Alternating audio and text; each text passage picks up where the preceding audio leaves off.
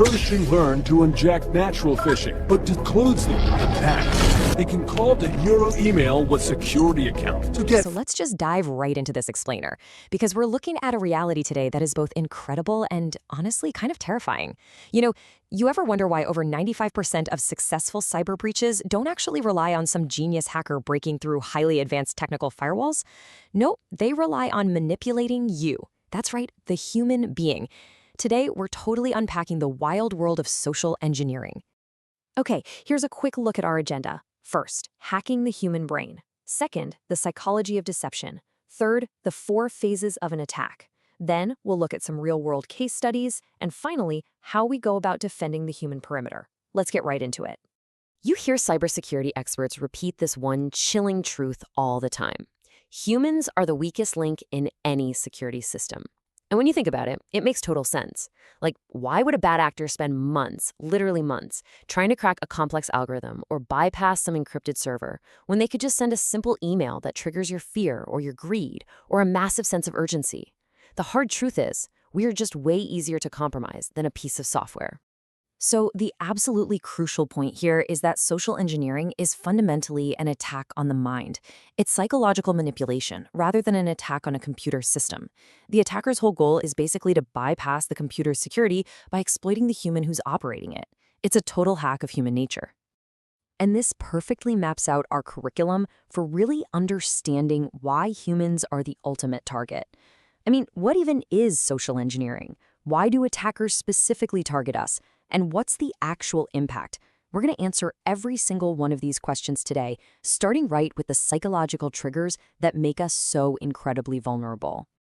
Moving right along to our next section, the psychology of deception and how attackers exploit cognitive biases and emotions.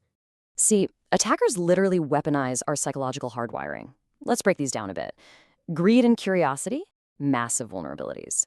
I mean, have you ever gotten an email saying you want a lottery or maybe a shipping update for a package you definitely didn't order? Attackers know you might click that link just to see what it is. Then you've got fear and scarcity. A fake tech support caller telling you, hey, your computer's infected, you've got 5 minutes to act. That creates an instant panic that completely shuts down your logical brain. Authority is another huge one. If you get an urgent email that looks like it's from your CEO, your gut instinct is to just comply immediately, no questions asked. And finally, social proof. When we're uncertain, we tend to just follow the crowd. If an attacker can convince you that everyone else in your department is clicking a link, you're almost definitely going to do it too. Now, this brings us to a really fascinating and kind of twisted distinction used by attackers: sympathy versus empathy. While sympathy is just, feeling bad for someone, attackers actually rely heavily on empathy, but they use it maliciously. They put in the work to deeply understand your situation, to step right into your shoes, and then adapt to your reactions in real time. It's wild. It allows them to establish this fake sense of mutual trust, making you feel completely understood and totally comfortable right before they exploit you. Okay, let's look at how this plays out in our next section, the 4 phases of an attack, or the anatomy of a social engineering exploit. Look, attackers don't just randomly strike out of nowhere. First, they do reconnaissance. They're gathering open source intel on you online, scanning your LinkedIn, digging through your company website, basically figuring out exactly what your job title is and who you report to. Second comes engagement. They take all that intel they found to initiate contact and build rapport. Maybe they bond with you over a shared interest they found on your social media.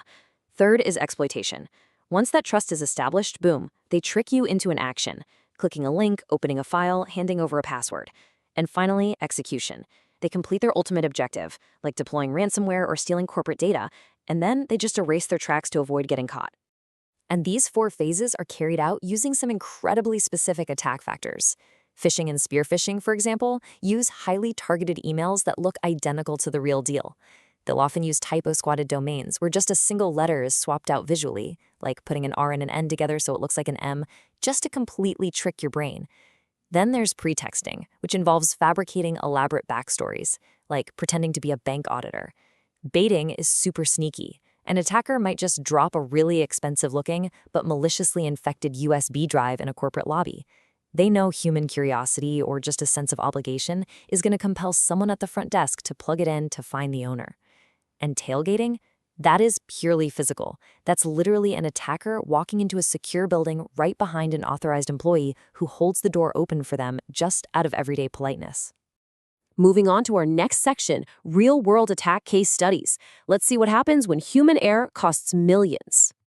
$100 million. That is the estimated financial loss MGM Resorts suffered recently. And how do you take down a massive casino empire? I'll tell you right now. It wasn't with a complex software hack. Nope, they used a simple phishing attack targeting the company's IT help desk employees. Once they successfully manipulated the human, they just escalated their privileges and deployed ransomware across all the core servers, completely crippling their reservation and payment systems. Unbelievable. And now we have to talk about AI, because the danger there is escalating so rapidly. $35 million. That's the amount a bank lost because of literally a single phone call. An attacker used AI deepfake audio technology to perfectly clone the voice of a company director. They left a voicemail for an employee, artificially manufacturing this super high-stress, urgent situation, claiming they were stuck at a conference, lost their phone, and desperately needed a wire transfer to save their jobs. The employee heard their boss's exact voice, totally panicked, and sent the money. But hey, it's not just happening to these massive corporations, right? It happens on a smaller, everyday scale all the time, constantly exploiting our natural desire to just be helpful.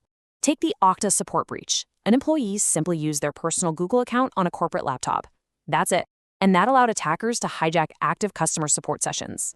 In another documented case, a hacker perfectly impersonated an old friend on Facebook, leveraging that past trust to ask for an urgent transfer of 15,000 rupees. Or think about the online seller who was tricked by a buyer into scanning a really confusing QR code. Instead of receiving payment for a TV they were selling, they were socially engineered into entering their own PIN and inadvertently sent 12,000 rupees straight to the scammer. So, how do we stop this? That brings us to our final section, defending the human perimeter and building resilient security cultures. Honestly, hearing all of this can feel pretty overwhelming. So how on earth do we counter this stuff when human beings are naturally wired to be helpful, cooperative, and trusting? How do we build a firewall for the human mind? That is the million-dollar question. Because we obviously can't just install a software patch into our brains to fix cognitive biases or stop ourselves from feeling empathy, we have to rely on a really deliberate blend of technology, policy, and continuous training. Organizations, and honestly all of us as individuals, have to weave technical safety nets together with a really strong security culture. On the tech side, you can use secure DNS services like Quad9, for example, to automatically block known malicious or typo-squatted websites before you can even load them up. Implementing multi-factor authentication, or MFA, is huge too. It ensures that even if an attacker tricks you out of your password, they still can't get into your account. But way beyond the technology, we have to cultivate a culture of verification. If your boss emails you demanding an urgent wire transfer, pick up the phone and call them at a known number to confirm it.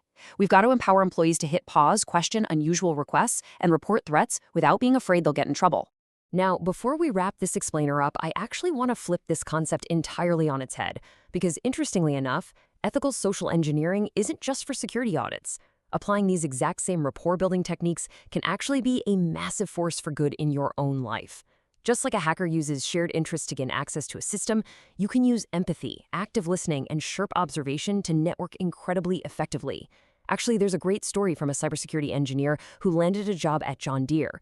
He didn't just hand over a resume. He skipped the standard application process entirely and struck up a genuine conversation with a recruiter about a shared interest in hacking tractors. He ethically socially engineered an opportunity for himself and completely opened doors for his own career. It's brilliant. So it's a remarkably powerful tool, right? Whether it's being used for genuine connection or malicious deception. So I want you to take a moment and just reflect on your own daily interactions. Start questioning the unusual requests. Look a little closer at the urgency in that next email or text message you get, and ask yourself, could your own instinct to be helpful, your natural, wonderful human empathy, be the exact vulnerability an attacker is relying on right now? Stay curious, stay vigilant out there, and always remember to think before you click.